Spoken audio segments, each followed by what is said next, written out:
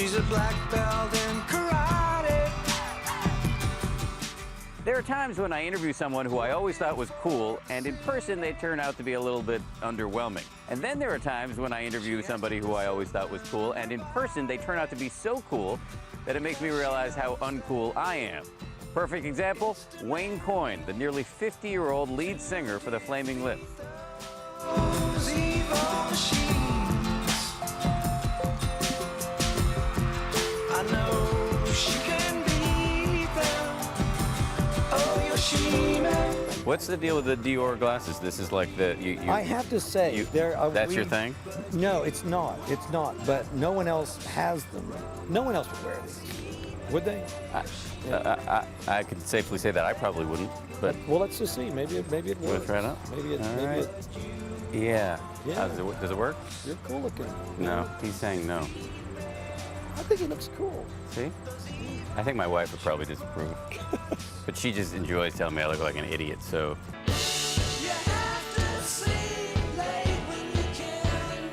Tell me about your childhood, Wayne, in Oklahoma.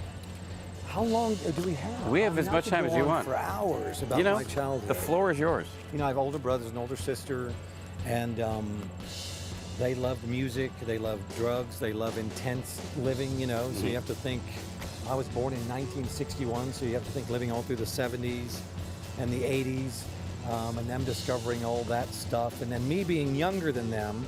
So you were in 70s and 80s, you got older brothers and sisters who sound like very bad / No, good they were influences. it's a wonderful life I had. I think that's why I ended up being in a rock group, and not just a rock group that's about music. You know, I think the Flaming Lips are about some sense of that wanting and intensity out of the thing that you do, you know. I believe my brothers and all their friends just assumed that I would be in a weird rock group, and I was.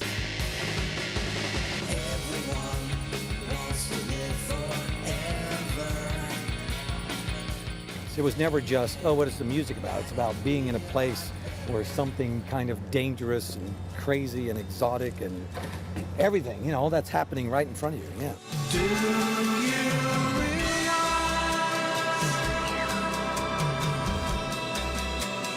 that you have the most beautiful face?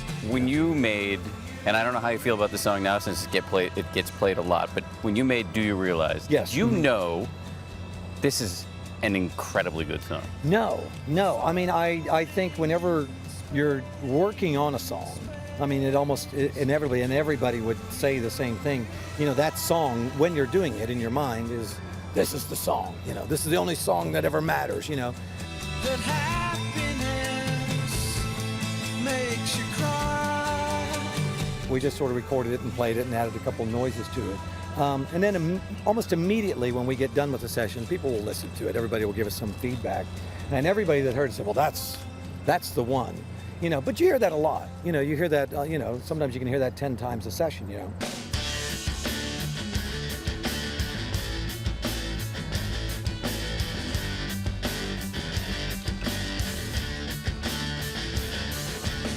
For such a forward-looking, fashionable guy, why is it that you are not on email?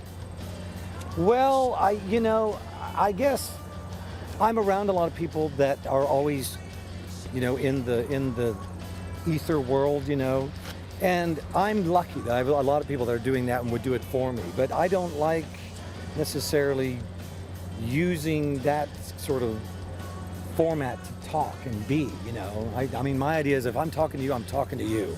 You want to be present. I'm just right here with you, and that would be anybody. That'll be the next person I go to talk to even right now. You know, I'm not going to say, hey, wait a minute, you know, I got some thing, you know. But I will say, to your credit, I do feel that from you, that when I'm talking to you right now, you're here. Yeah. Well, I think that's a hard thing for people to realize, that we're not trying to think, what should we be saying now? What should we be doing 5 minutes from now? How cool are we looking? You have to remember, we're here right now. Pick you up